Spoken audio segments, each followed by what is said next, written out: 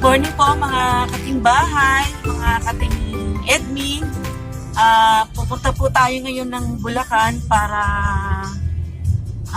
bumili po ng bigas. And i-check po natin yung presyo ng mga bigas na itinitinda doon kung may nagbago ba. Tumas ba sila o ganun pa rin o may bumaba.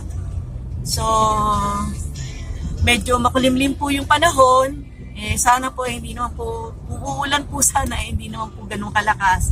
Kasi, yun po kasi sa Bulacan, ang kahirapan po doon na kapag umuulan po ng malakas, bumabaha po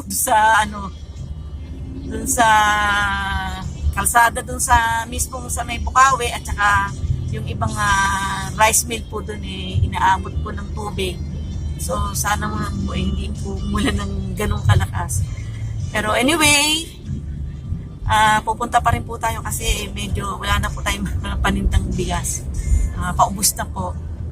And kasama ko po ngayon yung aking mister at yung aking anak na babae. So, sama lang po kayo sa biyahe para ma-check nyo din po kung tumaas po yung mga bigas na tinitinda roon.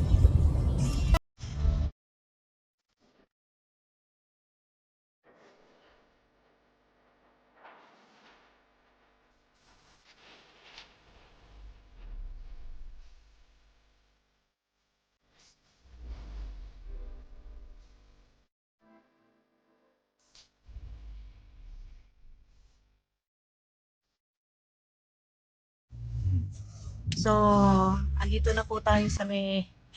pa rin po tayo sa kahabaan ng C5. And shout out nga po pala sa pinsan ko, si Kuya Romy Hernandez. Kasi siya po yung siya po yung nagturo or sa akin, nag-instruct na dito na lang dumaan kasi para mas malapit at saka para medyo iwas sa sobrang traffic po sa EDSA. And thank you po talaga. Thank you po sa kuya ko, sa pinsan ko na si Keromi. So, ganun po, pagka pabiyahe po kami ng Bulacan, dito na po kami dumadaan. And parang sa experience po namin, less hassle po. So, biyahe lang po tayo, diretso lang. So, andito na po tayo sa loob ng rice mill. Ayan, medyo kita nyo.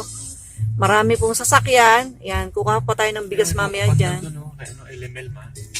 Dito kay San Pedro. Ayan.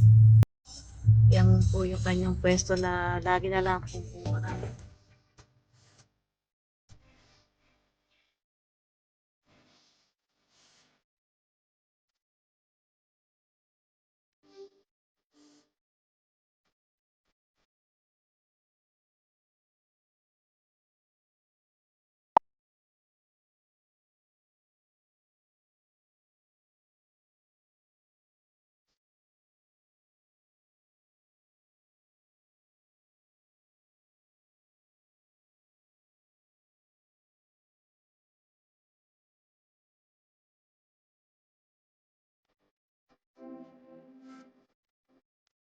Ano ang pangalan mo? Eliza. Ate Eliza.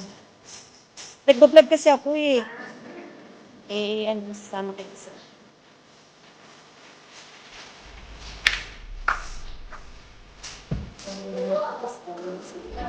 Eliza ba, ate? Ano?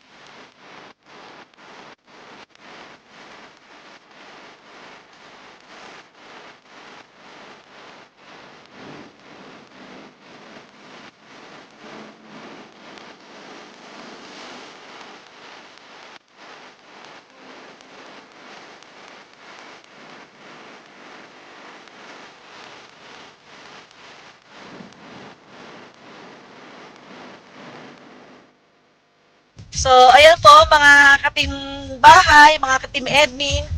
Nakakuha na po tayo ng mga bigas. And maaga pa po napakarami na pong tao. Lalo na po dun sa San Pedro 1 Rice Mill. Talagang hindi po naubusan ng tao doon. Mayat maya, pasok labas ang mga sasakyan. Kailo, wala ka nakita pa. Wala ko nakitang kailo eh. And ano ko lang po, no, ma-share ko lang po na kami po kasi, kapag bibili po kami ng bigas, bago po namin yan na ibenta sa customer, sinusubukan po muna namin. Sinasaing po muna namin para malaman namin kung maganda yung kanin. And so far po, sa lahat po ng rice mill na ikutan na po namin dyan sa Intercity at saka sa Golden City, isang beses lang po ako nakapagsoli ng bigas. Pinapaltan naman po nila. Kadalasan naman po, kung halimbawang may reklamo kayo, katulad nung dun sa may Mucha or sa may XTN, papakita ko na lang po yung kanilang parang cellphone number na pwede kayo dun magreklamo in case na nakakuha kayo ng mga may reklamo kayo dun sa bigas na binili nyo sa rice mill nila. And ganun din po yung ibang mga rice mill dyan na kung may nakuha kayong pangit na bigas na nakuha ninyo o nabili ninyo, hindi yun yung klase ng bigas na tinitingnan nyo, pwede nyo pong isole, papalitan po nila yon. Hindi naman po sila mahirap kausap. So, sa lahat po ng mga gustong mag-negosyo ng bigasan, may nagtanong na rin po sa akin minsan na magkano daw po yung naging kapital namin. Maliit lang po. Tapos hanggang sa yung tubo na nakukuha namin doon sa napagbentahan, ay idadagdag po namin uli, pambili naman ulit ng another sako ng bigas. Ganun lang po tumatakbo yung aming profit. Kumbaga sa naiipon yung tubo and then ibibili na naman po ng hanggang sa nadagdagan po yung bigas na ibinebenta. So, at isa pa pong tip kung halimbawa nagsaing kayo ng bigas para sinasabi nila na madaling mapanis, tip ko lang po kasi ganun yung ginagawa namin na pag nagsaing kayo ng bigas, patakan nyo po ng isang kutsarang suka. Yung huling hugas, no? Patakan nyo po ng tsaka isasaing. Yun po, base sa experience namin, talaga pong hindi po panis. Hindi po napapanis yung yung kanin. Yung kanin po. So, ayun na lang po ang i-share ko sa inyo. Sana naman po mag-like and paki-share, comment and subscribe na rin po kayo sa aming YouTube channel para medyo ma-update din po kayo kung ano pa po yung mga pwede nating doon sa lagi ko sinasabi, pwede pa po nating pagkakitaan. Pagod na si nanay. So hanggang dito na lang po yung vlog namin. And sana naman po please naman po mag-subscribe naman po kayo sa channel namin at medyo madagdagan po tayo. Maraming salamat po and till the next vlog po. Salamat po.